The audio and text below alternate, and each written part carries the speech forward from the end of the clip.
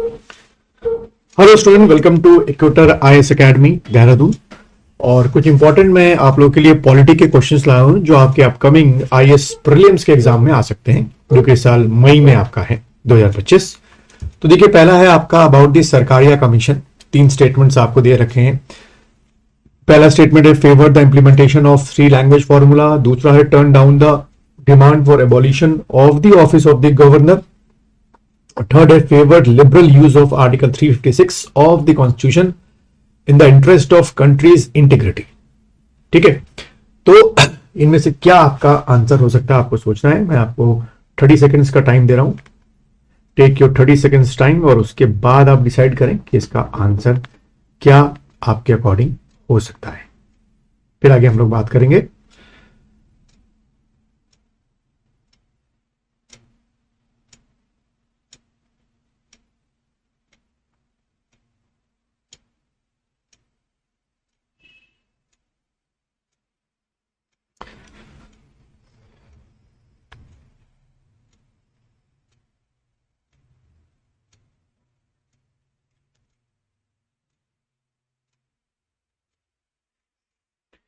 चलो बच्चों, इसके आंसर की बात करते हैं। देखो, पहला है favour the implementation of 3 language formula. बिल्कुल सही है, क्योंकि एक रीजनल हो गई, इंग्लिश हो गई, इसमें ये प्रमोट करना चाहते थे, रिकमेंडेशन दी थी इन्होंने। सरकारी कमीशन, ध्यान रखना है कि आपका 1983 में जो है ये बनाया गया था।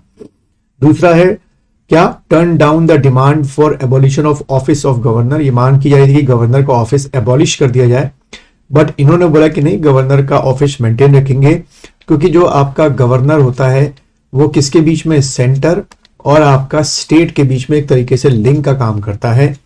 ठीक है, और सेंटर को भी अपनी रिपोर्ट जो है about the state administration administrative भेजता रहता है, तो जो कि जरूरी है।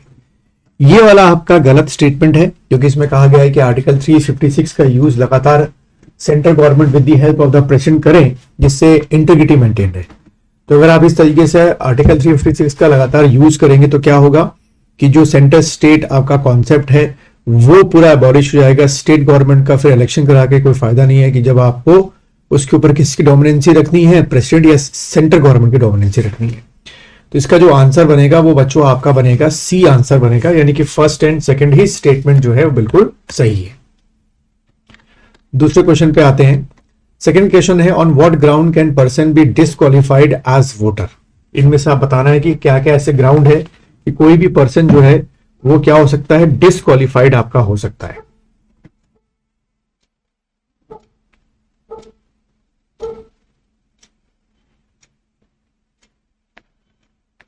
ऑप्शन जैसे दिख रहे हैं आपको, अनसाउंड ऑफ माइंड हो गया, करप्ट और इलीगल प्रैक्टिस हो गया, क्राइम हो गया, नॉन रेसिडेंस हो गया।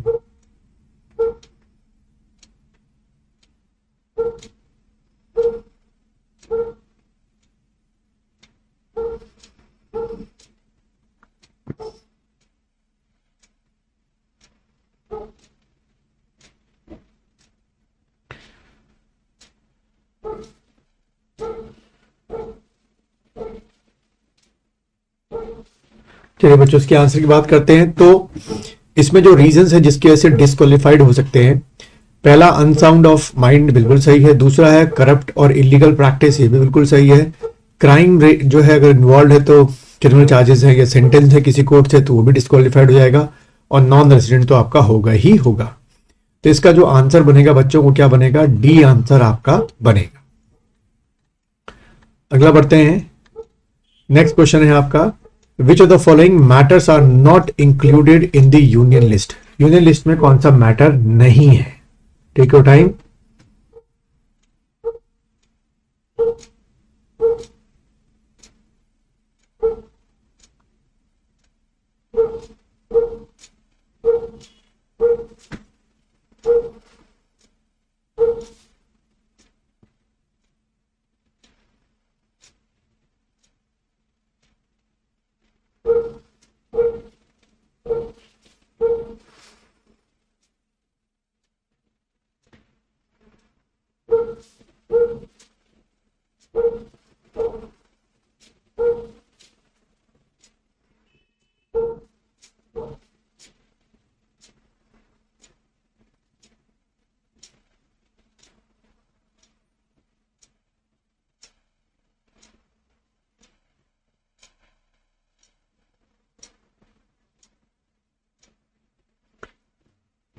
तो बच्चों इसके आंसर की अगर मैं बात करूं तो इसका जो आंसर है वो क्या होगा आपका, क्या क्या नहीं है। तो देखो बच्चों, प्रिजन जो है वो आपका किसका सब्जेक्ट है, स्टेट का सब्जेक्ट है, ठीक है। उसके बाद आपका लिकर भी जो है वो आपका स्टेट का सब्जेक्ट है, और इरिगेशन भी जो है वो आपका स्टेट का सब्जेक्ट है। यानी कि आपका सेकंड हो गया, थर्ड हो गया और फिफ्थ हो गया। तो इसके आंसर जो है डी बनेगा। ये जो है स्टेट के पास नहीं होते हैं, ये स्टेट के पास होते हैं, ये यूनियन के पास नहीं होते हैं, ठीक है। चलो फोर्थ क्वेश्चन की तरफ बढ़ते हैं। फोर्थ क्वेश्चन जैसे आपको पढ़ने में आ रहा होगा, विच of the following true regarding CAG, CAG के बारे में सही है। तो चारों स्टेटमेंट आपको पढ़ने आराम से, true about the regarding of CAG.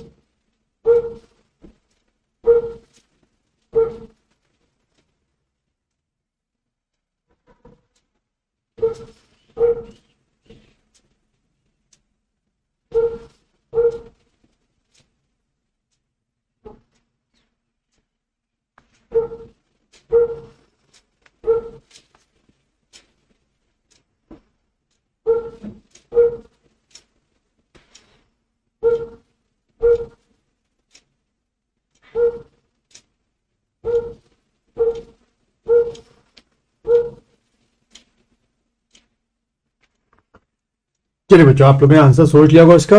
तो पहले से भी देखें, the office of CAG has been created by constitution, बिल्कुल सही है। दूसरा, he hold office for a term of 5 years और till the age of 60 years, तो ये गलत है आपका, 60 years नहीं होता है। He can remove from the office only by impeachment, ठीक है।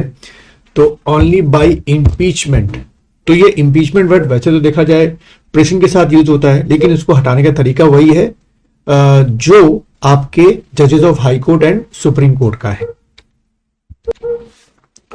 तो ये भी आपका आंसर स्टेटमेंट है, पर ये थोड़ा सा सस्पिशियस स्टेटमेंट यहां पे कर दिया है, लेकिन कोई और आंसर बन नहीं रहा है इसमें।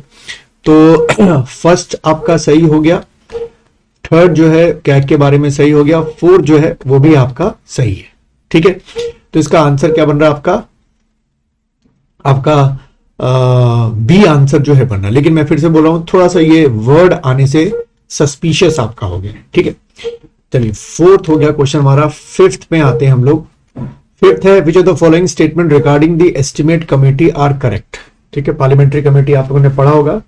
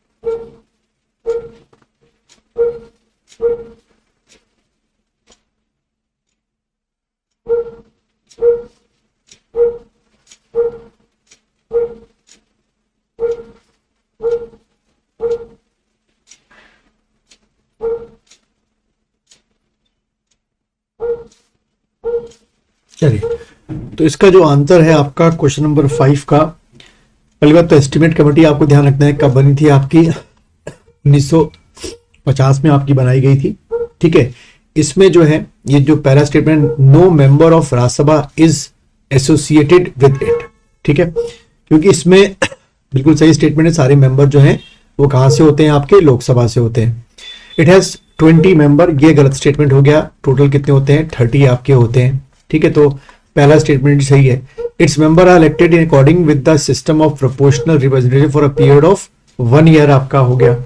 ठीक, 5 साल के लिए आपके होते हैं, सॉरी 1 साल के लिए होते हैं, तो ठीक है 1 साल के लिए आपके चुने जाते हैं। और the speaker nominate member of it chairman, बिल्कुल सही है। तो इसका आंसर जो है वो आपका क्या बनेगा, बी आंसर आपका बनेगा क्वेश्चन नंबर 5 का।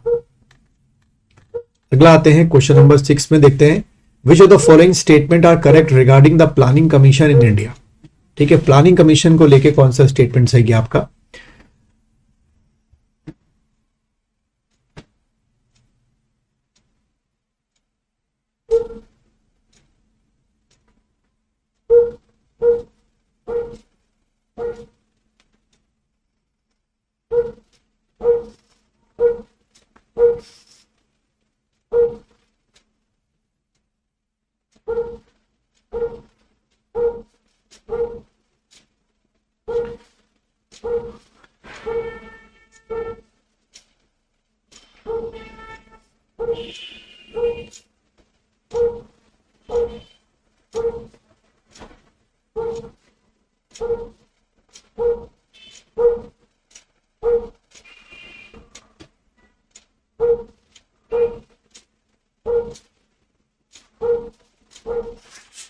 क्वेश्चन नंबर 6 है हमारा। तो बच्चों इसका जो आंसर है वो है आपका ए। ठीक है, यानी कि वो एक एडवाइजरी, अब तो प्लानिंग कमीशन है नहीं, उसकी जगह नीति आयोग हो गया। तो जब भी थी तो it is an advisory body थी। थर्ड आपका it is headed by the what, prime minister planning commission, एक डिप्टी चेयरमैन हुआ करते थे। और फोर्थ भी आपका सही है, it make plan for union as well as state. ठीक, तो इसका आंसर क्या हो गया बच्चों, ए आपका हो गया। उसके बाद 7th क्वेश्चन को पढ़ेंगे। Which of the following statement are correct regarding the finance commission of India.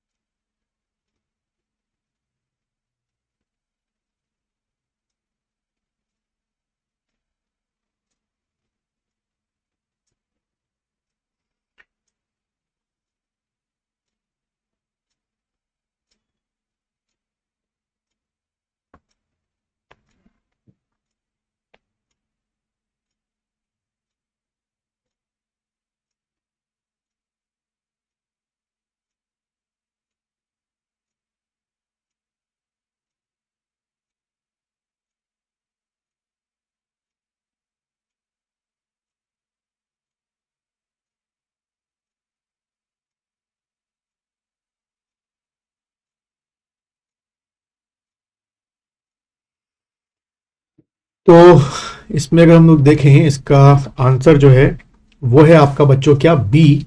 सिर्फ दो स्टेटमेंट ही सही है, सेकंड वाला सही है। क्या, फाइनेंस कमीशन क्या करता है, it recommend the share of union and state in taxes and suggest principle which should be govern making of grant in aid to the state from the consolidated fund of India. ठीक है, तो ये statement सही है।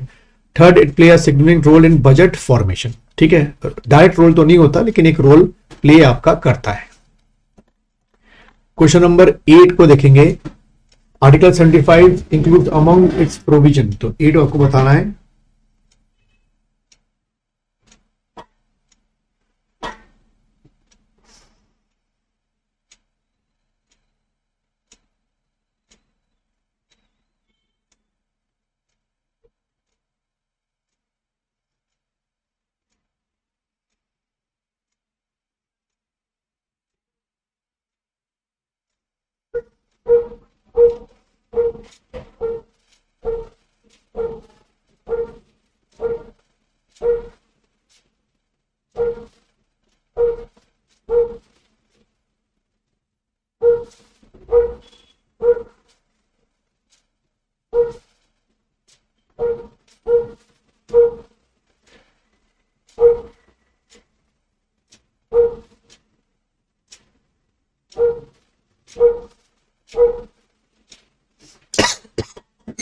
चलिए, तो question number 8 की बात करते हैं।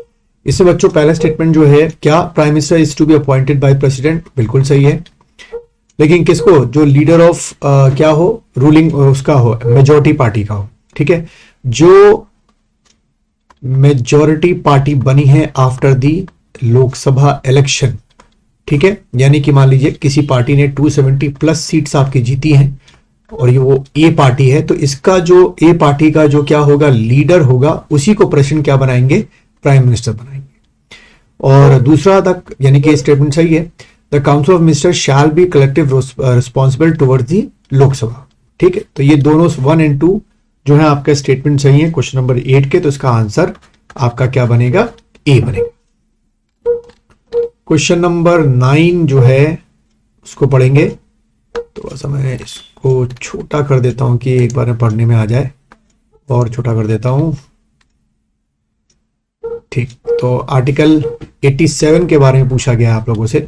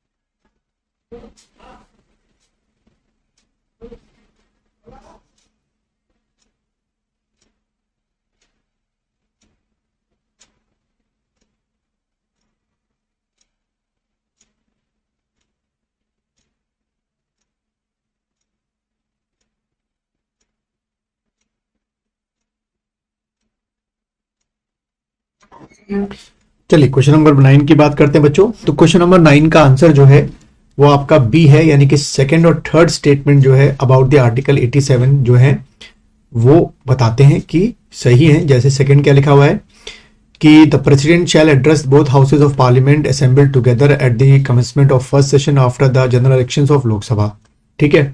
और थर्ड स्टेटमेंट आपका है, provision is to be made by rules regulation procedure of either house for allotment of time for discussion, matter refers to the president address.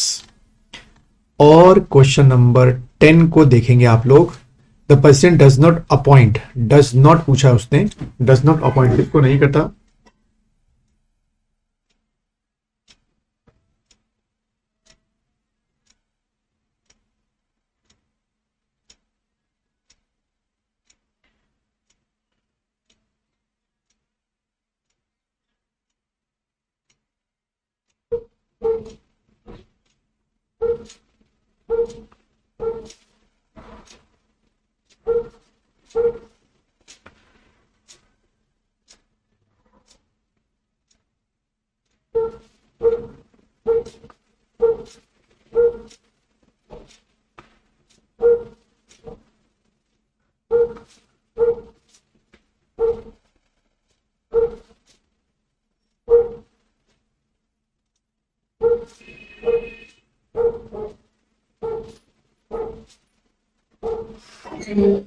तो बच्चों इसका आंसर जो है वो है आपका इन में से, चारों में से जो members of state public service commission है उनका अपॉइंटमेंट प्रेसिडेंट नहीं करते, वो गवर्नर साहब करते हैं, बाकी सबका करते हैं।